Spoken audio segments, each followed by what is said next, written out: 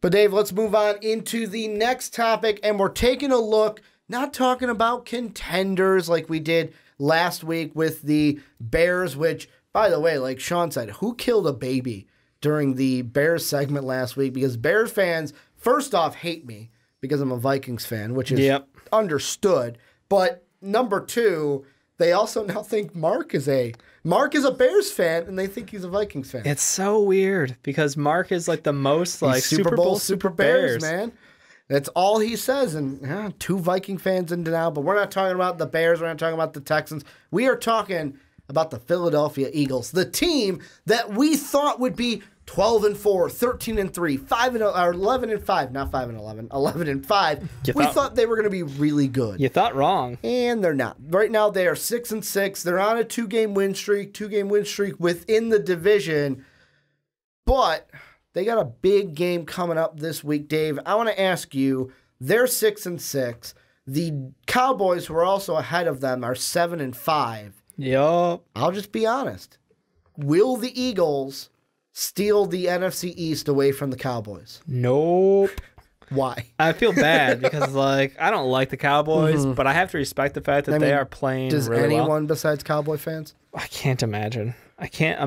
But I do have, you have to give credit where credit's due. And the Cowboys looked really strong. Meanwhile, the Eagles, eked by another win. And to be fair, they've not, I don't think at any point in this year they've actually had everything kind of come together in one game. So I look at it and I go, they're still trying to figure it out. And this game is pretty much the decision, right? This is the, if they win, they're in. If not, they're pretty much screwed for the rest of the year. So, no, I think that the Eagles are looking at next year. And I maybe I'll be wrong. There's always a chance. It's a 50-50 guess. But I look at this and I just say, the Dolphins, Jesus. Sorry, I'm flipping through shit. The Cowboys are sitting there and they've got all the momentum in the world on their side. They beat one of the best teams in the NFL. Then they went ahead and they've been killing it on offense. Amari Cooper's contribution, huge to that team. Zeke looked great. That offensive line holding strong now.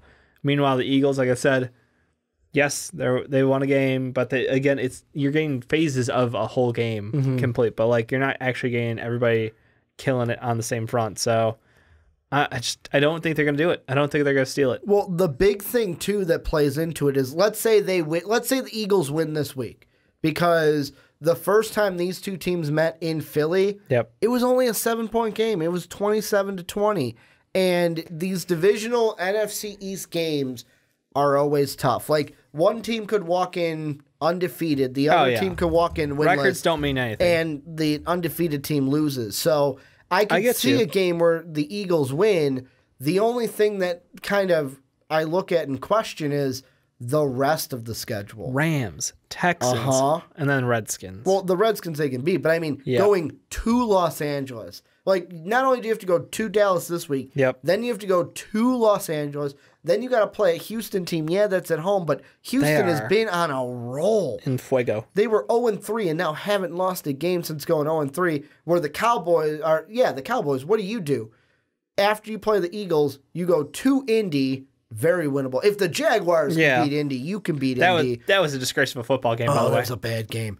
And then you have Tampa Bay, which I have stamped them as dysfunctional, so of course you can beat them. And then you got the lowly Giants, which I know that divisional game, anything can happen. Giants beat the Bears, and it's going to be in New York. Backup quarterback and questionable reffing. Questionable reffing and backup quarterback. I will give you that. Yep. However, it's in New York, and divisional game, anything can happen. But those first two games, you could easily win those games if you're the Cowboys. So I mean, even if the Cowboys lose this game, the Eagles, if they lose the next two, then they're falling. They give the division back to the Cowboys unless the Colts and Bucks can kind of shock the Cowboys. But I mean, Dallas, ever since they lose to Washington, they have their bye week, they lose to Tennessee.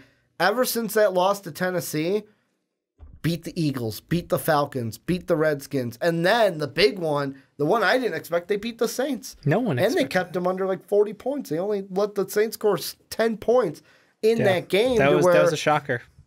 I just don't think that, and the biggest question I have for the Eagles, and you should know this well above anyone else because you had them in fantasy. It's all about their run game. Ever since what run game? Well, exactly. Ever since Jay Ajayi went down, it was like, what's the run game? And I mean, they've kind of gotten a little bit of an answer from Josh Adams in recent weeks, but is he going to cement himself as a certified option for the rest of the year, or is this just going to be a year where it's like, hey, you know what? We just of course the Eagles are going to try to win. I'm not saying they're going to pack it up, but it's like, yeah, you know what? The games are just too stacked against us to where we can try to win, but we're probably going to go maybe 1 or 2, 0-3, and one of those. I don't see them going 2-1 in their next 3 games. No, I mean, it's absolutely ridiculous to expect them to do that. It's well within the chances, though. Like you said, that's so you're saying there's a chance. I have to. Like you can't count out any team in the NFL. That's the one thing that I love the NFL for, is that like you said, records don't matter. Talent on the field doesn't matter, because any given day, this guy's having a great day, this guy's having a terrible day, and it matches up, and it's like, oh well, this is over. This is over. The one thing that's interesting, obviously, we mentioned the run game. Darren Sproles coming back, and obviously he got a little bit of life left in him. So the question is, will he have much, he, Golden Tate, this Eagles team have enough to take them through? I don't know. And I just keep going back to no. I look at this and I go, the talent's on the Cowboys side, the momentum's on the Cowboys side. The Eagles have the tougher schedule throughout.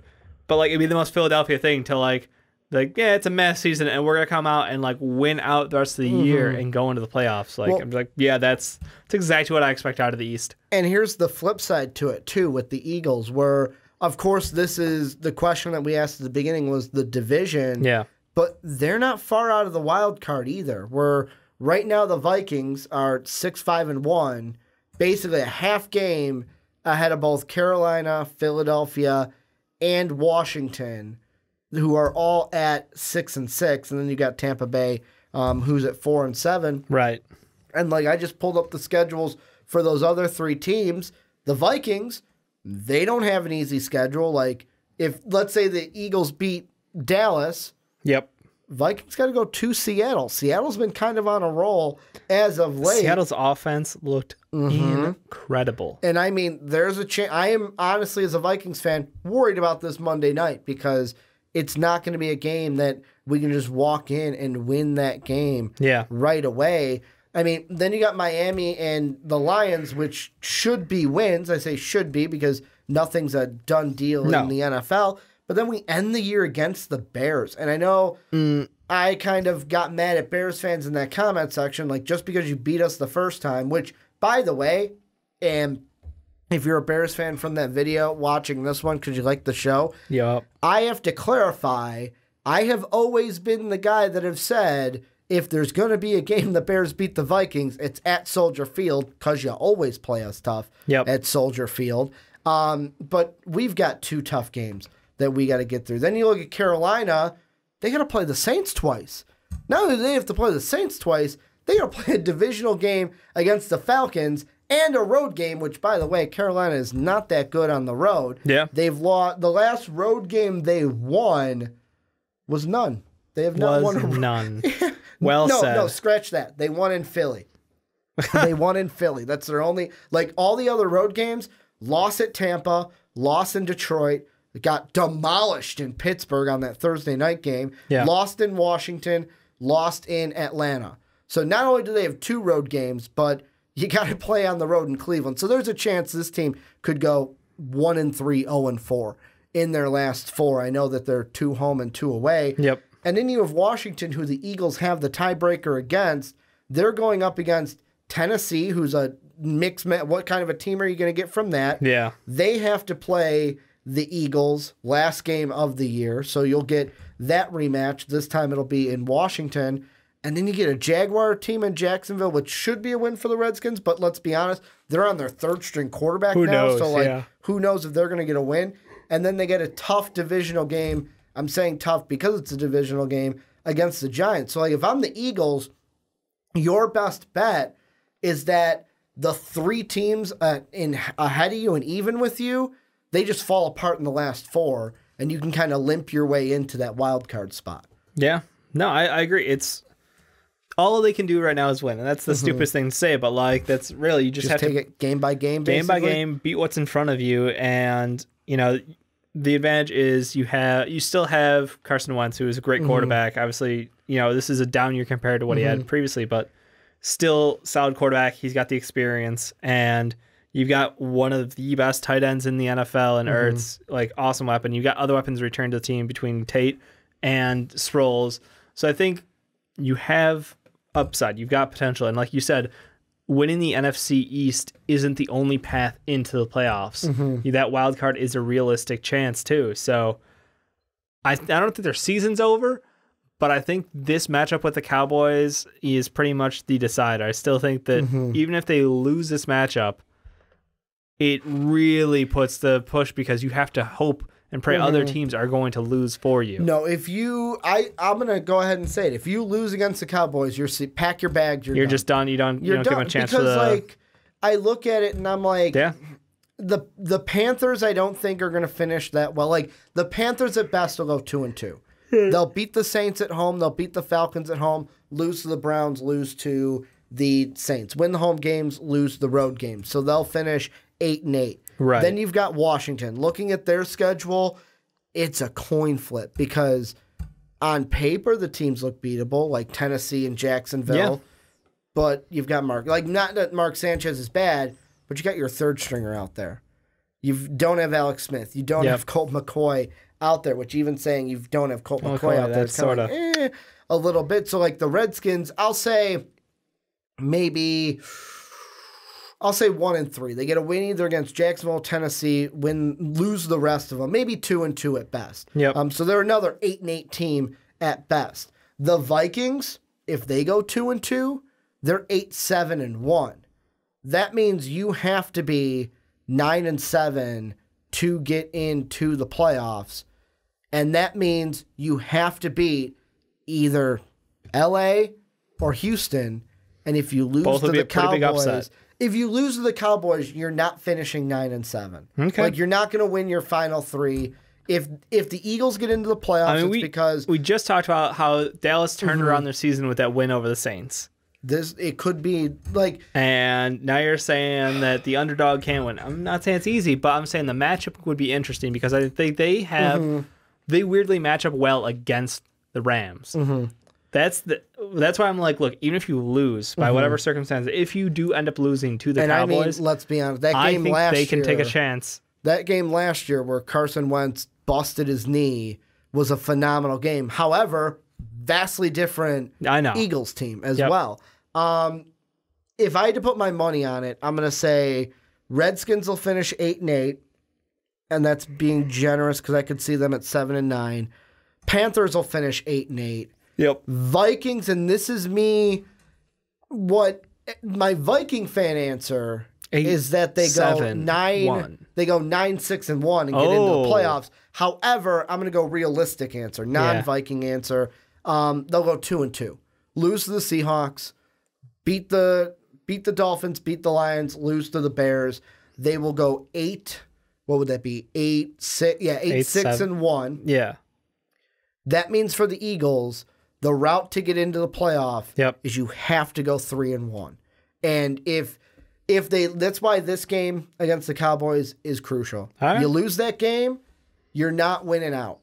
Like, I feel like you'll lose one to Houston. Like, if you're going to make the playoffs, you got to beat the Cowboys, win one against Houston or LA, pick your poison, whichever one you want to say you'll feel more confident against, and then you got to beat the Redskins week 17. That's your road to at least set yourself up for the playoffs. Then you can say, if the Vikings do go 3-1, if the Vikings do go 4-0, then you can say, hey, we did all we could do. Yep. It just wasn't our year. The last question I've got for you with the Eagles, we kind of touched on it with the Packers, but I really want to touch on it here. I know I mentioned the run game being really weak for the Eagles, and like you saying, what run game? Yep. Is a little bit of this season also, hey, we lost Frank Reich, we lost DeFilippo, and that's another reason why our offense has kind of hurt. Now, the wide receivers, Jordan Matthews and Alshon Jeffrey. Jordan Matthews off the street. Exactly. Haven't been what you wanted this year. Zach Ertz is your leading receiver. I think that's credit to Alshon because Alshon's pulling a whole lot of attention. True. I mean, I don't think Alshon's had a bad year. I think he's a talented wide receiver. I just think that. Well, he was injured at the beginning, which my point is hurt everything. Fair. I think you're giving too much credit there. That's my thought is that yes, would they love to have those coaches back? Of course, because they were good coaches. Obviously, they got promoted and new jobs for a reason. But in my mind, I think it's just we were overhyping where Carson Wentz was going to realistically be at when he came back. How healthy he was, how conditioned he was. And, like, health-wise, yes, he's been stable since he's come back. Not a concern, thankfully. But, like, his game sense... They were also like, hey, we're going to hold him out a little bit. Right. Like, he's not going to be back at the very beginning of the season. No, and that's fair. But, like, game sense-wise, it just hasn't seemed to click the same way. Like, last year he was on fire. He looked like the best quarterback in the NFL for a solid stretch. Like, there was that level of hype that was like, oh, we're going to get right back on this thing and we're going right back to the playoffs because we got Carson Wentz. And then it was like, uh-oh, things aren't moving on this offense. And like you said, the contributions from the run, yes, J.J. being hurt, and then obviously not having a solid backup who can step in and eat yardage for them. No, I'm not chalking up to the coaches. That sigh was more of like, why did I draft J.J. in fantasy? I'm sorry. Right? I did it. I'll admit it. For those of you who are new to Dave and fantasy, whoever Dave drafts, it's bad. Gets injured. It's real. AJ Green this past week. I'm sorry. Greg Olsen again. Brandon I'm sorry. was mad at you because he's got AJ in his money league. Yeah. I got a lot of apology letters to write this year. I mean, Leonard Fournette. Yeah. Didn't you have LaShawn McCoy this year? I do have LaShawn McCoy, who's been consistently hurt, but now he's back playing. My favorite, and this is going in the way back machine, my favorite Dave injury one was Nate Keating. Oh, that will always be my favorite. Nate so Keating, stupid. The first kickoff of the season, torn ACL out for the year. Just fucking, he booted it so hard, he ripped his ACL. Didn't know a kicker could get injured. From he the got Dave picked by injury me. Curse. Oh, man. But let us know what you guys think.